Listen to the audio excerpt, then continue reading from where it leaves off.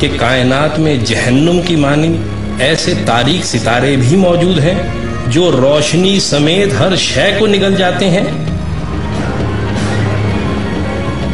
یہ black holes ہیں، یہ حقیقتاً ہیں کیا؟ آئیے دیکھتے ہیں۔ سائنسی تحقیقات کے مطابق جب کوئی بہت بڑا ستارہ جس کو ریڈ جائنٹ کہتے ہیں اپنی طبعی عمر گزارنے کے بعد مرنے کے قریب ہوتا ہے تو جہاں ایک طرف اس کا حجم تیزی سے بڑھنا شروع ہو جاتا ہے تو وہیں اس کے اندر تہ بتہ مختلف عناصر پیدا ہونا شروع ہو جاتے ہیں، اور جب اس کے مرکز میں لوہا پیدا ہو جائے تو بس پھر یہ ایک عظیم دھماکے سے پھٹ کر کائنات میں بکھر جاتا ہے۔ لیکن اس کے مرکز میں شدید ترین کشش کی وجہ سے ایک ایسا کالا بھمر وجود میں آ جاتا ہے جو بعد میں بلیک ہول بن جاتا ہے۔ اس کی کثافت اللہ اللہ مت پوچھئے۔ فرض کریں کہ اگر زمین کو چاروں طرف سے دبا دبا کر اتنا چھوٹا کر دیا جائے کہ وہ ایک گولف کی گیند کے برابر ہو جائے تو اس حالت میں جو زمین کی کثافت ہوگی کم و بیش وہی کثافت اس بلیک ہول کی ہوگی۔ اب رہا کشش کا معاملہ، تو یہ اتنی زیادہ کشش رکھتے ہیں کہ پورے کا پورا ستارہ نکل جاتے ہیں۔ اور اگر خدا نخواستہ کوئی بلیک ہول ہماری زمین کے قریب آ جائے تو پھر ہماری زمین منٹوں میں ذرات بن کر اس کا شکار ہو جائے گی۔ بڑی بڑی کہکشائیں تک اس کی شدید کشش کی وجہ سے اس کے گرد گھومنے پر مجبور ہیں۔ بلیک ہولز کی موجودگی کی اہم ترین نشانی ان میں سے خارج ہونے والی وہ عظیم روشنی ہے جو دودھ کی نکلتی دھاروں کی مانند آج بھی کائنات میں دیکھی جا سکتی ہے۔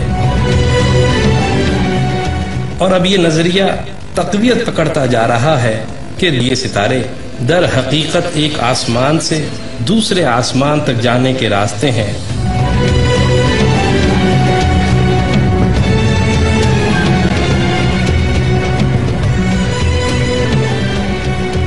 عربی میں راستے کو طریق کہتے ہیں، اور اسی طریق سے طارق نکلا ہے، اور اسی نام سے منسوب سورہ طارق میں یوں آیا ہے: آسمان اور طارق کی قسم۔ اور تمہیں کیا معلوم کہ طارق کیا ہے؟ یہ ستارہ ثاقب ہے۔ ثاقب عربی زبان میں آر پار سوراخ کو کہتے ہیں، اور دودھ کی دھار کی مانند روشنی کو بھی ثاقب کہتے ہیں، جو اندھیرے میں سوراخ کرتی دور تک نکل جاتی ہے۔ یعنی ان آیات میں اس ستارے کی دو خوبیاں بیان کی گئی ہیں۔ پہلی یہ کہ وہ طارق ہے، یعنی راستہ ہے، اور دوسری خوبی ثاقب ہونا ہے، یعنی یہ کہ وہ آر پار شگاف ہے جس سے دودھ کی دھار کی مانند روشنی خارج ہوتی ہے۔ اور یہ دونوں وہ اہم ترین خصوصیات ہیں جو دور جدید میں دریافت ہونے والے بلیک ہولز کا طرہ امتیاز ہیں۔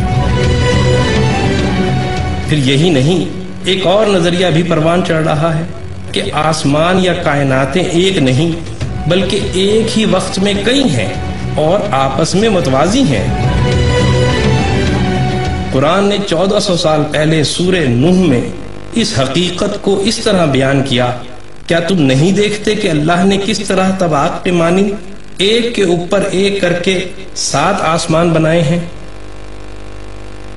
سائنس بھی یہی کہتی ہے کہ یہ بلیک ہولز تعداد میں کئی ہو سکتے ہیں، اور قرآن نے بھی سورہ مومنون میں اس نظریے کو حقیقت کی شکل میں اس طرح پیش کیا ہے کہ اور ہم نے تمہارے اوپر 7 راستے بنائے ہیں۔ لیکن شب معراج میں ایسی تیز رفتار سواری اللہ نے صرف اپنے محبوب صلی اللہ علیہ وآلہ وسلم کو عطا کی تھی، اور وہ ہے براق جو برق سے نکلا ہے، یعنی بجلی۔ اسی پر سوار ہو کے رسول اللہ صلی اللہ علیہ وسلم معراج کی رات آسمانی دروازوں سے گزرتے چلے گئے۔